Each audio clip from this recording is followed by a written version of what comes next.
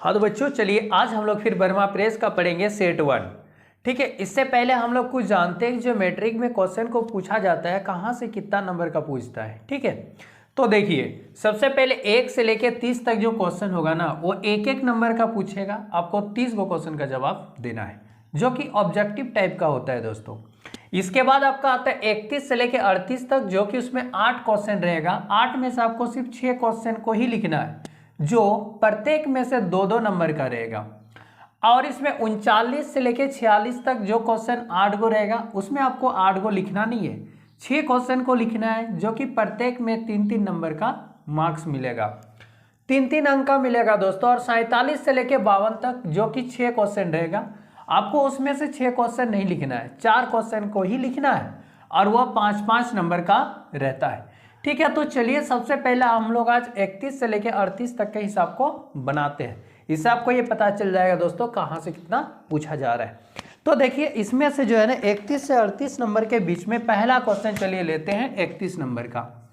31 number में है कि अभाज्य गुणनखंड विधि द्वारा 96 और 404 का एचसीएफ और एलसीएम ज्ञात करें। ठीक है, 96 और 404 का, तो 96 और 404 का क्या निकालना, एचसीएफ और एलसीएम।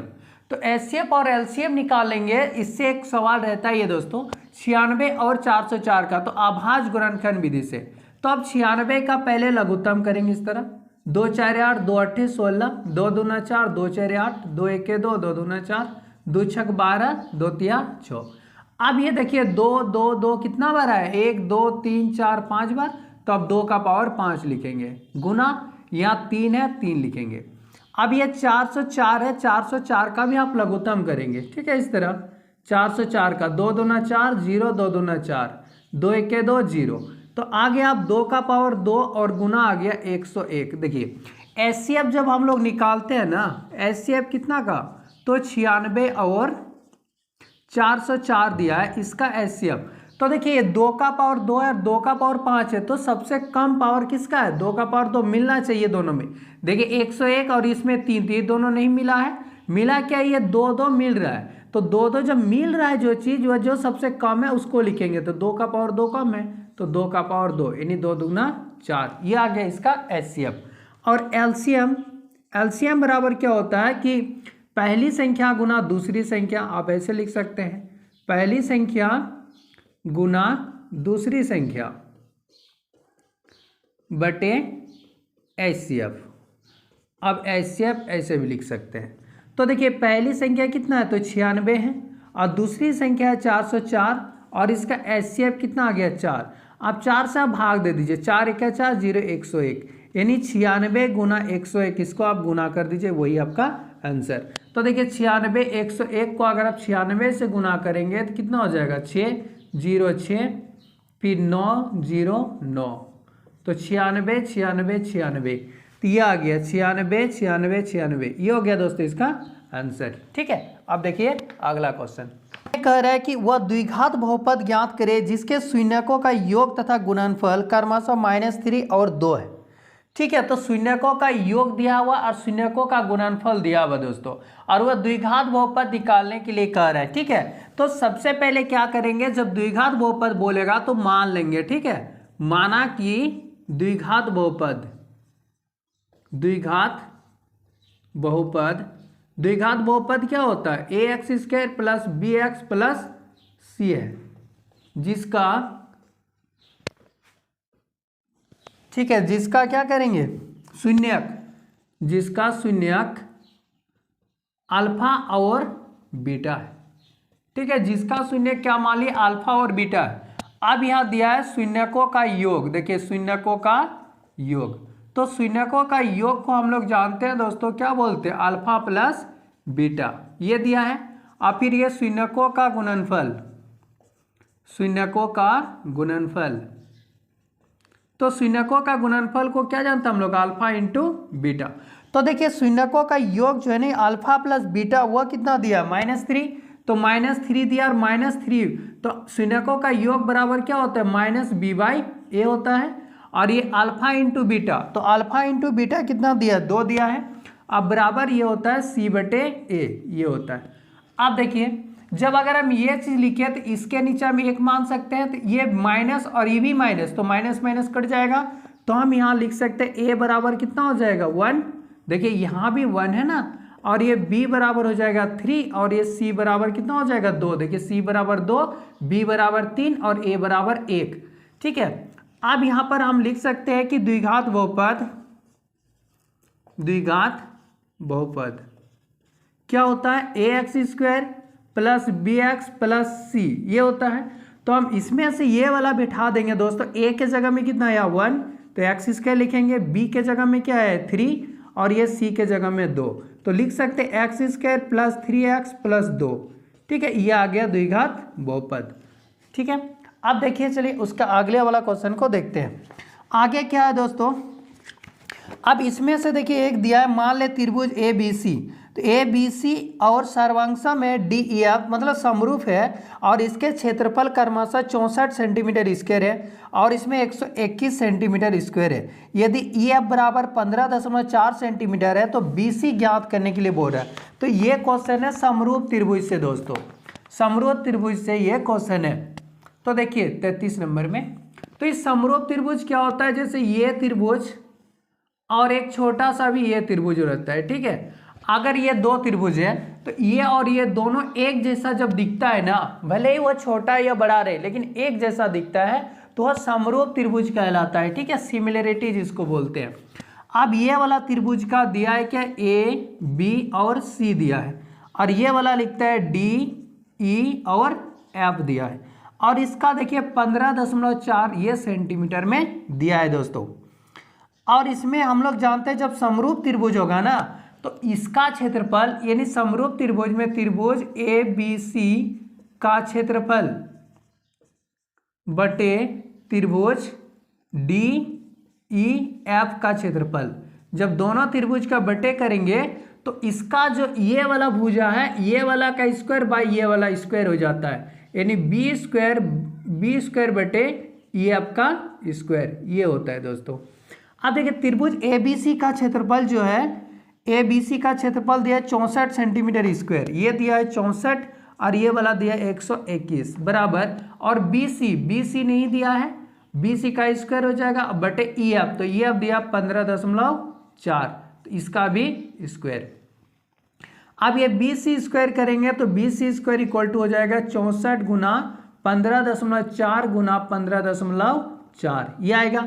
जब इसमें से ये क्या, ये 121 गुना है ना, इसके साथ ये आ जाएगा 121, ये आ गया। ये पॉइंट को हटाएंगे तो 10 आएगा, ये पॉइंट को हटाएंगे तो फिर ये 0 आएगा। अब देखिए इसको काट देंगे, क्या किससे कटेगा, तो 2 से अगर हम इसको काटते हैं तो 2 7 14, 1 बचा, 2 7 14, ये कट जाएगा, फिर 2 5 10, फिर 2 से 2 7 14, 2 7 14, 2 दूना 4, 2 5 10, ये कट गया। अब 11 7 77, 11 11 में 121। अब ये आ गया B C square equal to 11 7 77, ठीक है। तो बी सी स्क्वायर बराबर आ गया 64 गुना 7 गुना 7 और बटे आ गया यहाँ 25। अब बताइए इसमें स्क्वायर रूट देंगे तो इसमें भी रूट होता है, तो ये 64 का कितना निकलेगा 8, और ये 7 निकल जाएगा और इसका 25 का निकल जाएगा 5, तो 8 7 56 बटे हो जाएगा 5, यानी 5 के 5 और 5 दूना 10, ये हो गया दोस्तों बी सी, यानी बी सी कितना आ गया, तो 11.2 सेंटीमीटर ये आ गया। तो हमेशा ये याद रखना है, जब भी अगर समरूप त्रिभुज कहेगा तो समरूप त्रिभुज में क्या होगा, इस त्रिभुज का क्षेत्रफल बटे इस त्रिभुज का क्षेत्रफल करेंगे तो इसका सामने का जो साइड होता है ना, वो साइड का और दोनों साइड का बटे करके स्क्वायर के बराबर होता है, ये होता है दोस्तों।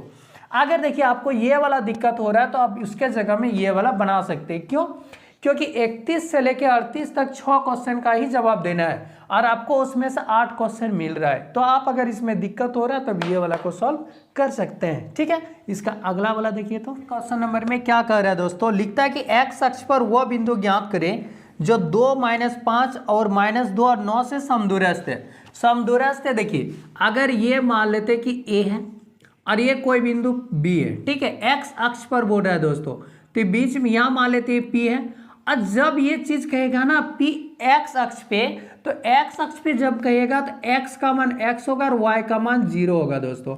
अगर वाई अक्ष पे क्वेश्चन कहता है ना, तो आप क्या मानेंगे, ये एक्स का वैल्यू 0 होगा और वाई का वैल्यू वाई होगा। ये जब वाई अक्ष कहेगा तब, और एक्स अक्ष कहेगा तो एक्स के वैल्यू एक्स और वाई का वैल्यू 0, क्योंकि ये एक्स और ये वाई होता है। और ये ए और बी मान लिए, ए का वैल्यू कितना दिया इसमें, तो इसमें आ जाएगा 2 और -5, इसका निर्देशांक दिया 2 -5, और बी का निर्देशांक कितना दिया है, तो -2 और 9 ये दिया है दोस्तों। ठीक है, तो सबसे पहले आप क्या करेंगे, जो दिया है उसको लिख लीजिए। ठीक है, और मान लेते हैं, माना कि बिंदु P के निर्देशांक, बिंदु P के निर्देशांक को मान लेते हैं। ठीक है, क्या क्या है, तो x और मान लिए ये 0 है, ये हो गया। अब इसमें a जो दिया है ना, a का मान लेते हैं 2 और -5 है, और ये b दिया है ये -2 और 9 है।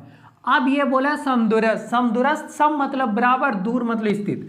तो जैसे कि ए पी जितना होगा यहाँ से यहाँ तक जितना दूरी होगा ना, यहाँ से यहाँ भी उतना ही होगा, यानी ए पी जितना होगा उतना ही क्या हो जाएगा, बी पी होगा दोस्तों। तो यहाँ हम लिख सकते हैं, चूंकि ए पी बराबर क्या हो जाएगा, बी पी होगा। तो देखिए इसका अगर दूरी सूत्र लगाएंगे तो इसमें रूट में होता है, इसलिए इसको क्या करेंगे, स्क्वायर दे देते हैं, इसे स्क्वायर दे देंगे। तो यहाँ बी पी का क्या करेंगे, इसमें भी स्क्वायर दे देंगे।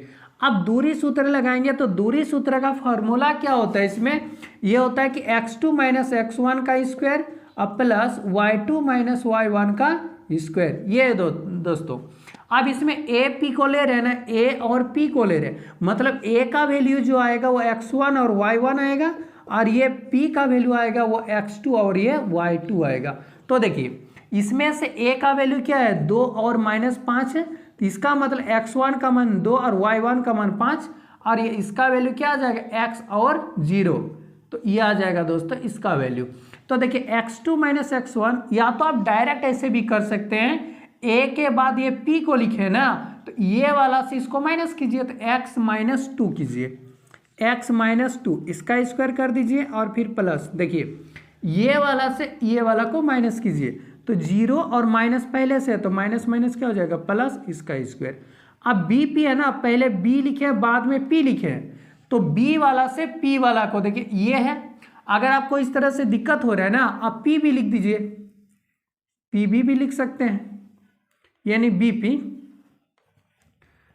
लिख दीजिए, तो ये हो गया।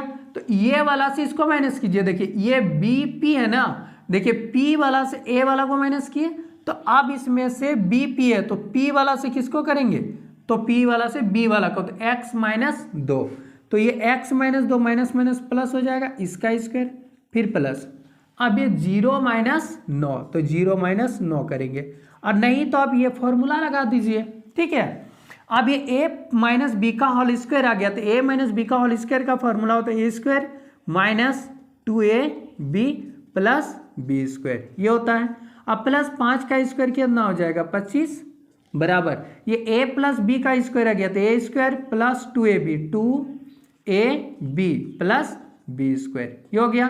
अब प्लस देखिए 9 -9 का स्क्वायर कितना हो जाएगा, तो 81 होगा। अब ये x² है, अब ये 2 दूना 4x प्लस 2 दूना 4, और यहाँ प्लस है 25 बराबर, देखिए ये x² हो जाएगा। अब ये 2 दूना 4x प्लस ये 4 प्लस आ जाएगा 81। अब देखिए दोस्तों x² को इधर लाएंगे तो माइनस हो जाएगा ना, तो ये काट दीजिए, ये 4x है और ये 4x को इधर लाएंगे उठा के, तो ये 4x क्या प्लस में इधर लाएंगे तो माइनस हो जाएगा, 4x - 4x हो जाएगा, और ये 25 और 4 कितना हो जाएगा 29।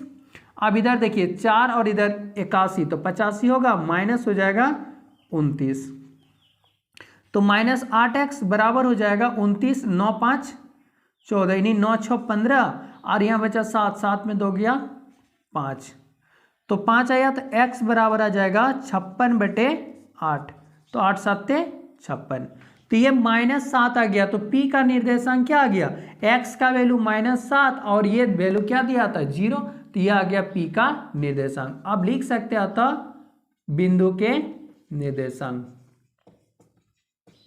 तो बिंदु के निर्देशांक कितना आ गया, तो यह आ गया -7 और 0, ये हो गया दोस्तों इसका आंसर को देखते हैं। ठीक है, 35 नंबर में क्या कह रहा है कि मान ज्ञात कीजिए। अब इसमें दोस्तों 2 tan square 45 degree plus sine square 45 degree minus cos square 45 degree ये दिया हुआ है।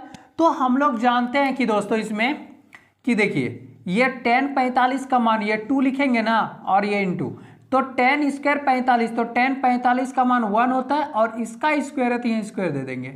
फिर प्लस साइन स्क्वायर 45 डिग्री, तो साइन 45 का मान कितना होता है 1/√2, ये 1/√2 और साइन में स्क्वायर है तो यहाँ दे देंगे स्क्वायर। फिर माइनस कॉस 45, तो कॉस 45 का 1/√2 होता है और इसका भी स्क्वायर दे देंगे। अब ये 1 का स्क्वायर 1 ही होगा, 1 को 2 से गुना करेंगे 2 होगा, फिर प्लस 1/√2 का स्क्वायर, तो 1/√2 का स्क्वायर जो है ना देखिए 1/√2 गुना 1/√2 तो 1 आ जाएगा, √2 कितना निकलेगा वो निकल जाएगा 2, तो 1/2 अब माइनस 1/2 ये आ जाएगा।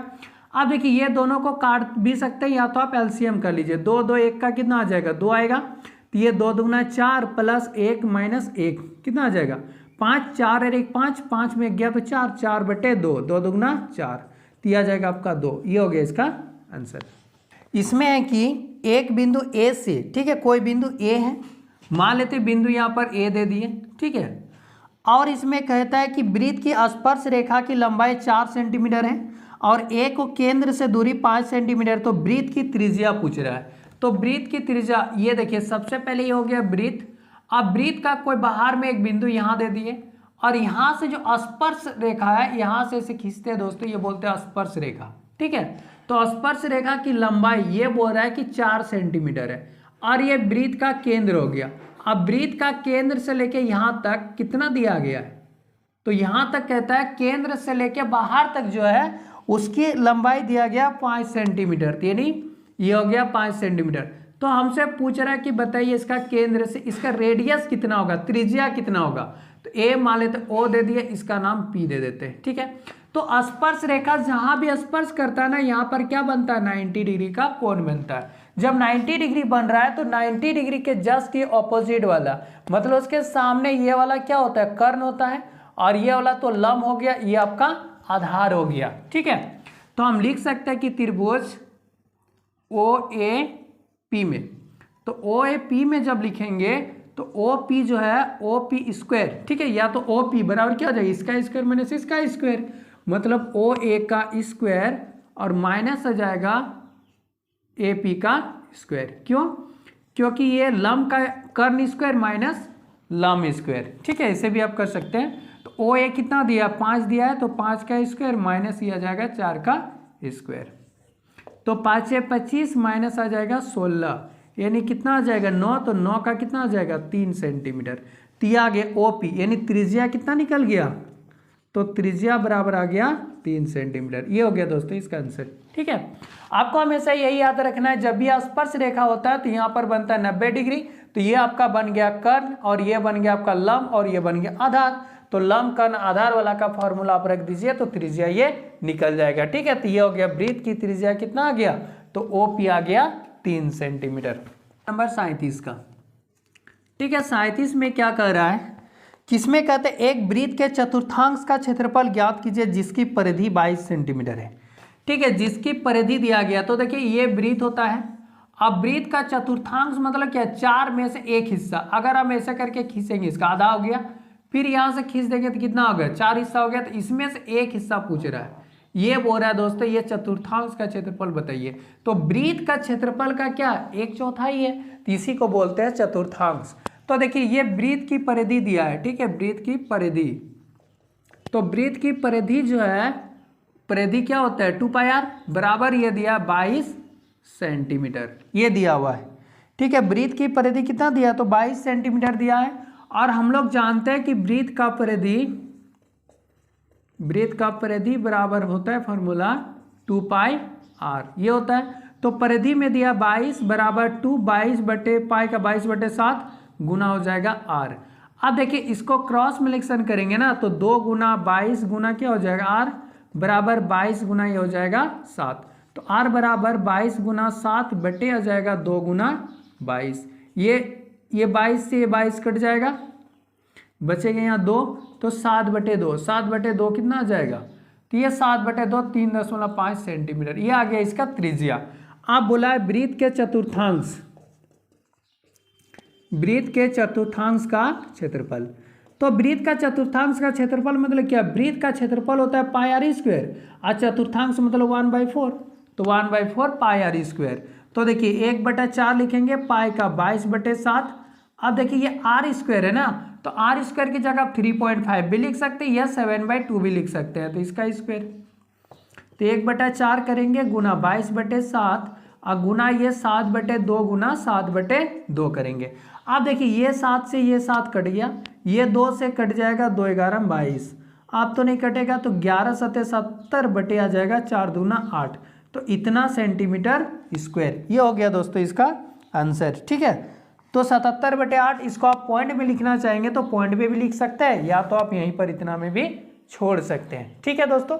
अब इसका अगला क्वेश्चन देखिए, तो 38 में क्या कि एक पासे को एक बार फेंका जाता है तो निम्नलिखित को प्राप्त करने की प्रक्रिया ज्ञात कीजिए।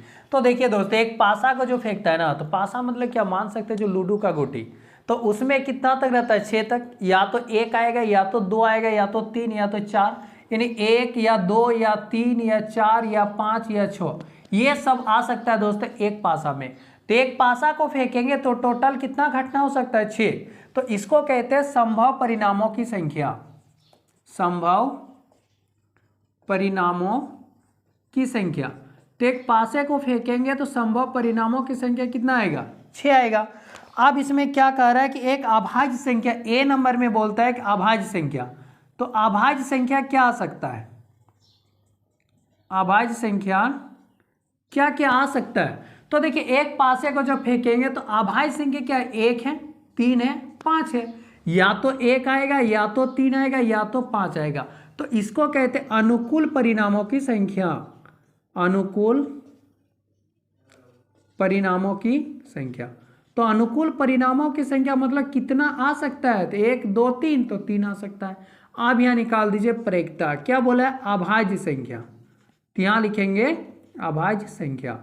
तो ये प्रक्रिया जब निकालते हैं ना, तो जो अनुकूल परिणामों की संख्या होगा ऊपर में लिखेंगे, और कुल परिणाम जो संभव परिणामों की संख्या है, जो टोटल है उसको नीचे लिखते हैं, और जो आने की संभावना उसको ऊपर में लिखते हैं। तो 3 1 3, 3 2 6, ये कितना हो गया, तो 1/2 आ गया। अब इसका बी नंबर में क्या बोल रहा है कि एक विषम संख्या, सॉरी दोस्तों ये अभाज्य संख्या बोला था ना, तो ये अभाज्य संख्या 1 3 और 5, और ये 2 भी है अभाज्य संख्या, ठीक है, 1 2 3 और 5, यानी 4 को आता है, सॉरी इसमें 2 भी आएगा, तो 4 आ जाएगा इसमें, ठीक है। इसमें कितना आ जाएगा, तो 4 4/6, 2 दूना 4 और 2 3 6, यानी 2/3। और इसमें कह रहा है कि बी नंबर का एक विषम संख्या, क्या बोलता है, तो एक विषम संख्या। तो बताइए इसमें विषम संख्या क्या क्या आ सकता है। तो विषम संख्या जो होता है वह जो 2 का पहाड़ा में नहीं मिलता है, तो विषम संख्या या तो हो सकता है 1 3 या 5, 1 3 या 5 हो सकता है। अब इसी को लिखेंगे अनुकूल परिणामों की संख्या, अनुकूल परिणामों की संख्या। तो अनुकूल परिणामों की संख्या कितना हो जाएगा, तो 3। अब यहां लिखेंगे इसलिए प्रक्रिया विषम संख्या, विषम संख्या।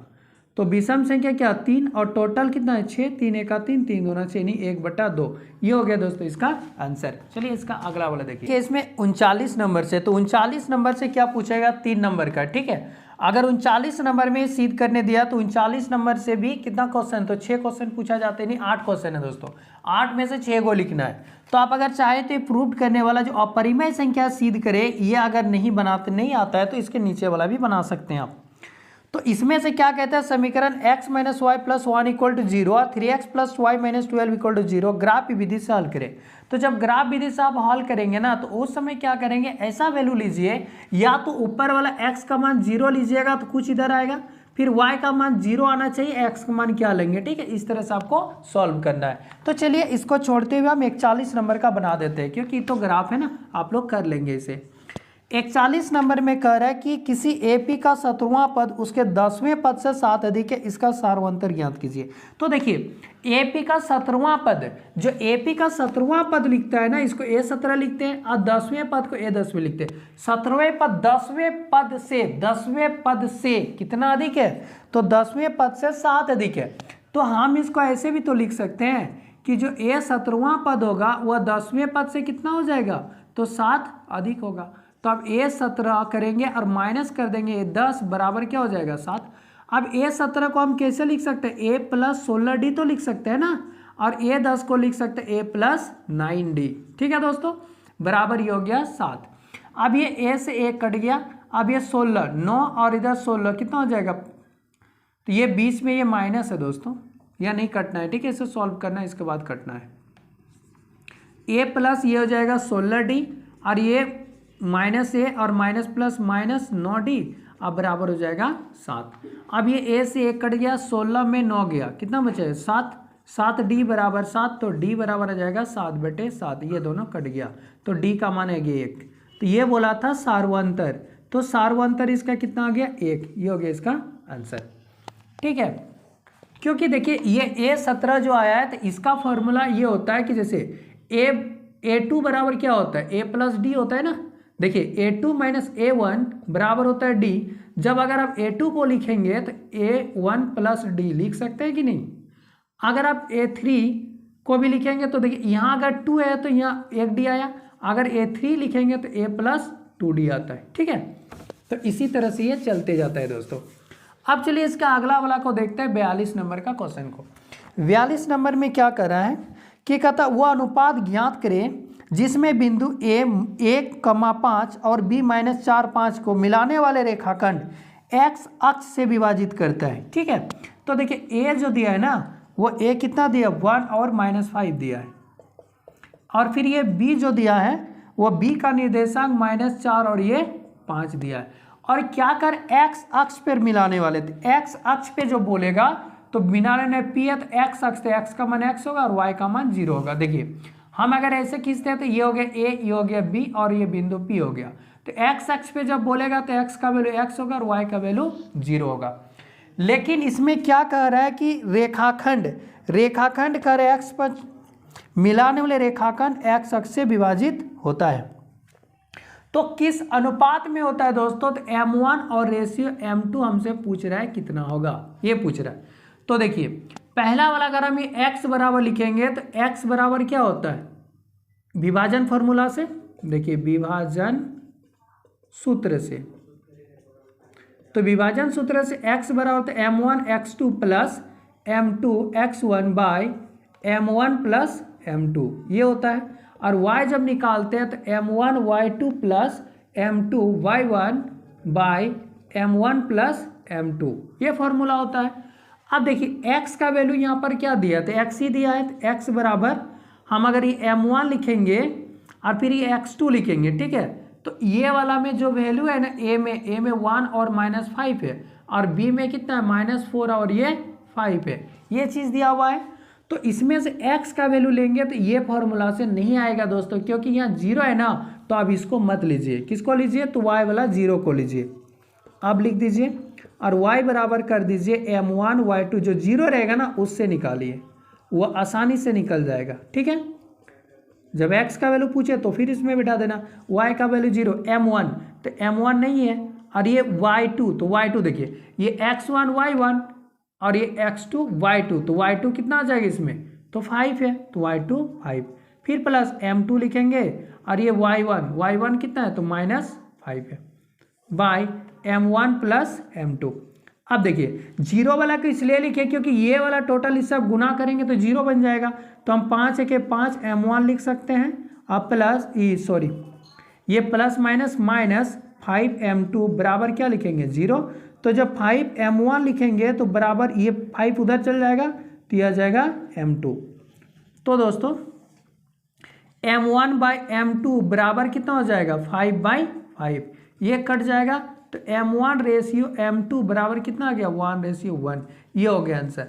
तो जब भी अगर इस तरह का बोलेगा और किस अनुपात में कटता है तो आप क्या करेंगे, सबसे पहले ए बी और पी को लिख दीजिए। एक्स अक्ष में बोलेगा तो एक्स लीजिए, वाई का वैल्यू 0 लीजिए। अगर वाई अक्ष में बोलता तो यहाँ 0 लेते हैं या वाई लेते, और जो भी लेना है तो 0 वाला को अब लेके सॉल्व करेंगे। 0 वाला को सॉल्व करेंगे तब जाके आपका M1 और M2 का वैल्यू निकलेगा, नहीं तो आपका नहीं निकलेगा दोस्तों। चलिए इसका अगला वाला क्वेश्चन को देखते हैं।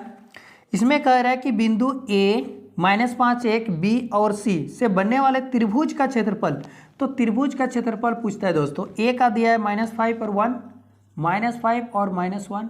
फिर B का निर्देशांक दे के रखा है 3 और -5, 3 और -5। फिर C का निर्देशांक दिया है 5 और 2, ठीक है, 5 और 2। और इससे बनने वाले त्रिभुज का क्षेत्रफल पूछ रहा है, ठीक है। तो त्रिभुज का क्षेत्रफल पूछ रहा है तो सबसे पहले आप ये लिखेंगे, x1 बराबर ये आएगा -5, और ये x2 लिखेंगे ये वाला 3, और ये x3 कितना आ जाएगा दोस्तों, 5 आ जाएगा। फिर इसमें y1 आ जाएगा -1, y2 आ जाएगा -5, और ये y3 आ जाएगा 2, ठीक है। अब त्रिभुज ABC का क्षेत्रफल, तो त्रिभुज ABC का क्षेत्रफल होता है 1/2 x1 इंटू, ठीक है, x1 इंटू, अब इसमें आ जाता है y2 minus y3, y2 minus y3, फिर plus x2 into y3 minus y1, फिर plus x3 into y1 minus y2, ठीक है दोस्तों। ये आ जाता है इसका फॉर्मूला, ठीक है, ये आपको याद रखना पड़ेगा। अब देखिए ये 1/2 लिखेंगे, और ये x1 देखिए, x1 का मान कितना है -5, तो -5 लिखिए। y2 तो देखिए y2 कितना -5 है, और माइनस y3 का वैल्यू 2 है। फिर ये x2 तो x2 का वैल्यू 3 है, 3 लिखेंगे। और ये y3 का वैल्यू 2 है, और माइनस y1 का -1, और ये -1 प्लस बन जाएगा। x3 का वैल्यू कितना है 5 है, और y1 का मान -1 है, और फिर माइनस y2 तो y2 का वैल्यू -5, तो माइनस प्लस हो जाएगा। अब ये 1/2 है। अब देखिए ये -5 और ये -2 तो कितना आ जाए -7, 7 पे 6 35 हो जाएगा, माइनस प्लस। अब ये 2 और 1 3, 3 तिया 9, फिर ये 5 में गया 4, 4 5 से 20। अब ये 1/2 है, अब इसको जोड़ दीजिए, ठीक है। 9 और 5 14, 44, 40 50 60 यानी 64 आ जाएगा। तो 2 से काट दीजिए, 2 तिया 6, 2 दूना 4, कितना आ जाएगा, तो 32 वर्ग मात्रक। ये हो गया दोस्तों इसका आंसर, ठीक है। अब चलिए इसका अगला वाला क्वेश्चन को देखते हैं। अब इसका आगे देखिए 44 नंबर का।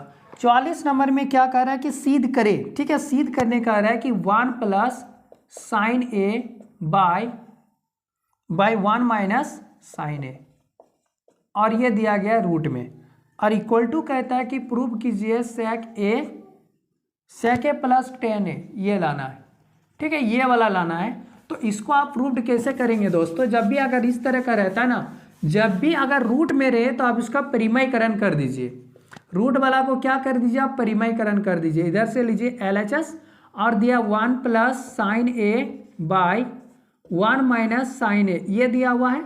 तो इसका परिमयकरण कीजिए। परिमयकरण कैसे करते हैं, तो ये वाला चीज को ऊपर और नीचे, ठीक है, नीचे अगर माइनस है ना तो इसको ऊपर प्लस लिख के गुना कर दीजिए, sine A by 1 plus sine ए।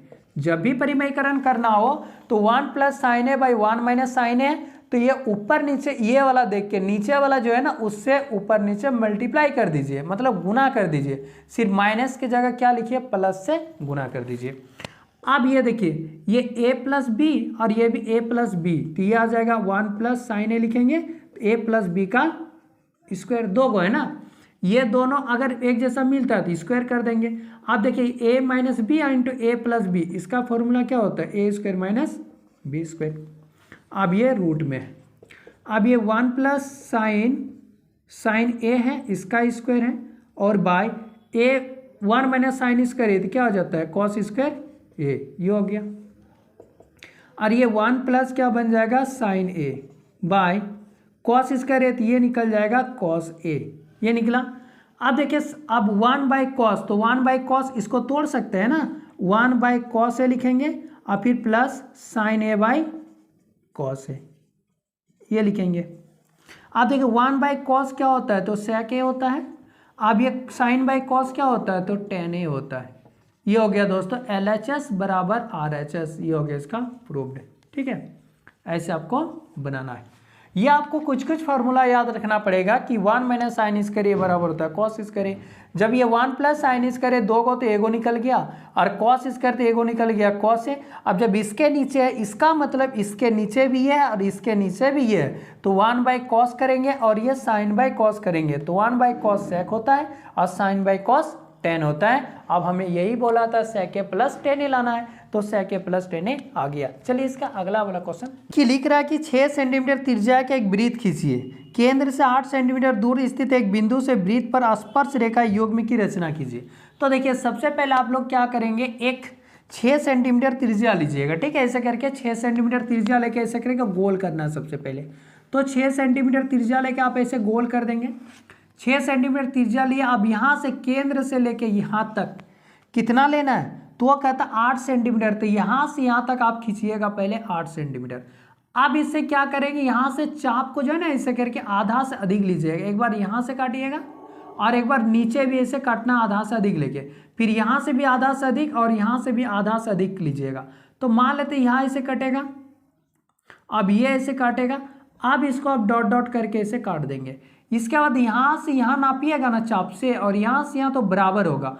अब इसको ऐसे करके क्या कीजिएगा, ऐसे करके गोल कर दीजिएगा। ठीक है, गोल करने के बाद यहाँ से जो यहाँ टच कर रहा है, यहाँ कट रहा है, तो आप यहाँ से इसको ऐसे करके मिला दीजिएगा, और यहाँ भी कट रहा है तो इसको ऐसे करके मिला देना है। अब इसका जो भी नाम है OAPB आप इसे नाम दे देंगे। ठीक है, तो ऐसे बनाना है। जब भी अगर आधा से अधिक लेना है, ठीक है, ये चाप को आधा से अधिक काटेंगे तो वो अपने आप आधा लाइन पे कट जाता है। जैसे कोई भी लाइन ऐसा हो और इसको अगर हमको आधा करना है, तो आधा कैसे करेंगे, चाप से इसको आधा से अधिक लीजिए, तो ऐसे इधर घुमाइए एक बार, फिर एक बार इसको इधर भी घुमा दीजिए, फिर यहाँ से एक बार घुमाइएगा ना ऐसे, फिर यहाँ से यहाँ भी घुमाइए, ये कट जाएगा तो अपने आप ये आधा हो जाता है दोस्तों। ठीक है, तो ऐसे आप इसको बना लीजिएगा। अब ये वाला देखिए, इसमें कहता आकृति में एक चतुर्थांश OPBQ के अंतर्गत एक वर्ग OABC बना हुआ है। जैसे कि देखिए इसमें दिया गया इस तरह का एक वर्ग है,